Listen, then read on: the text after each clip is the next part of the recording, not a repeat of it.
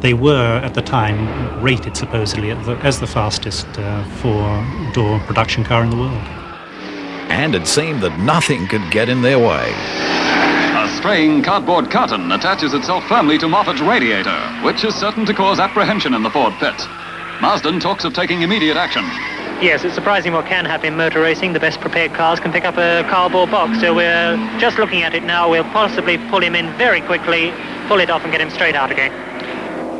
Ignoring the pit signal, Moffat stays out on the track, and Marsden approves of his action. We offered him the opportunity to come in, but he was so happy that he almost jumped out of the car and told us that he wasn't coming in. His car is running perfectly, and he's a very happy person at this stage.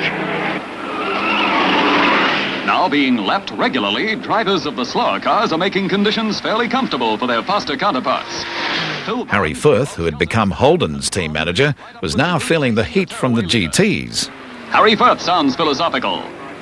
Holden's going very well. Well, they both are, you know. They're both doing the same lap time. With this, all you do is you poke along at the best speed you can, and whatever comes out at the end, that's what you get.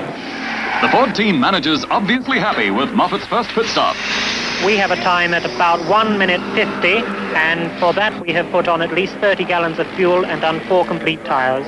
He's a very happy man. Every time he comes by, the smile gets bigger.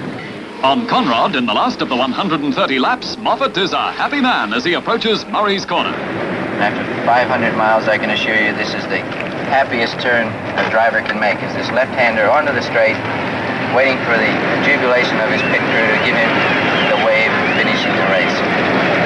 Moffat's nearest opponent is over a lap behind. By 1971, Moffat and the Phase 3 had earned a reputation of a winning partnership.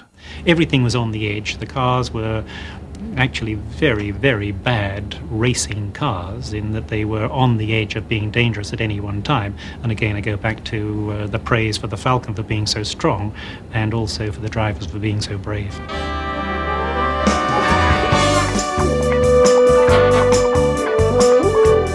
But change was in the wind.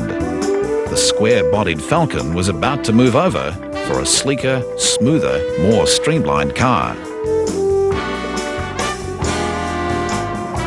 Enter the XA and the XA GT. Meanwhile, at Ford Race headquarters in Melbourne, known as the Skunk Works, the hand-built race version of the GT, the new Phase 4, was in production. The facilities were, I guess, what would be the word, barely adequate. I mean, we had whatever tools we needed, we got, and all of that sort of thing, but it was basically just a warehouse with some equipment in it. The Phase 4, I think, would have been marginally faster, would have handled better, I believe. And that's probably about it, I'd say. News of the Phase 4 gave birth to reports like this, with stories of V8 monster cars turning the roads of Australia into battlefields. Hysteria was whipped up by the press, and the government soon reacted to appease a supposedly angry public. And the government found out there was a headline, in fact, keyed by the sub-editor who was working on behalf of Mr. Green, who's no longer with us, and it said something about 160-mile-an-hour supercars on our road. Well, the government, in fact, contacted Ford, General Motors and Chrysler and put a very simple case to them. If you put these cars onto the road, you will never, ever sell another car to the government fleet. And the choice is yours. And the choice, therefore, was very easy, and it was literally a blackmail situation. Stop doing this or we won't do business with you again. And that's what stopped them, absolutely overnight. The Phase 4 was stopped dead in its tracks. Capable of speeds over 150 miles per hour, the plug was pulled on what could have been the Aussie supercar of the 70s.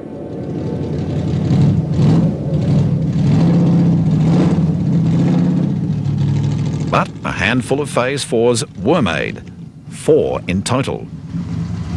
One of them is lovingly cared for by Gold Coast electrician and car enthusiast Rod Mann. This is one of 3 race cars built for Bathurst in '72, prepared by Ford Special Vehicles. They were all brambles red, exactly the same as this.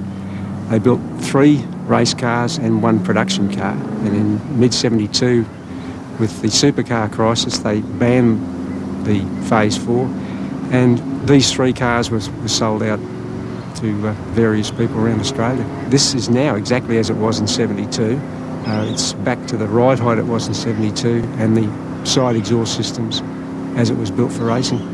The race car is different to the road car. The race car they ran with rev limiters off.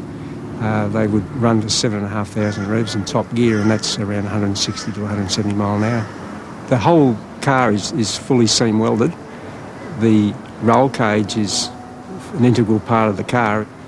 The fire extinguisher system is plumbed through the roll cage. It's a bit lumpy and bumpy, but it doesn't really like being at anything under about 2,500 to 3,000 revs. So if you can keep around the 2,500 to 3,000, it's quite pleasant. It's very, very stable. At high speed, it is a very, very stable car. And the only time you really feel ill at ease is when you have to pull up, because the brakes are a little bit ordinary. Of the 4 Phase 4s produced, Rod has 1. Another is believed to be in country New South Wales. The only production model is owned by a Sydney dentist, so we can't show it to you on television.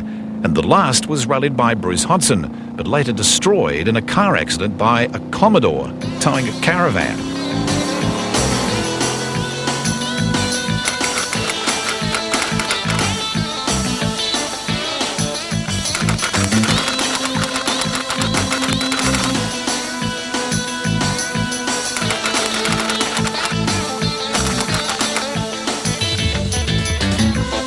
Coming up, the drivers speak out about the death of the legend. I, at the time, was quite shattered. And GT, the next generation.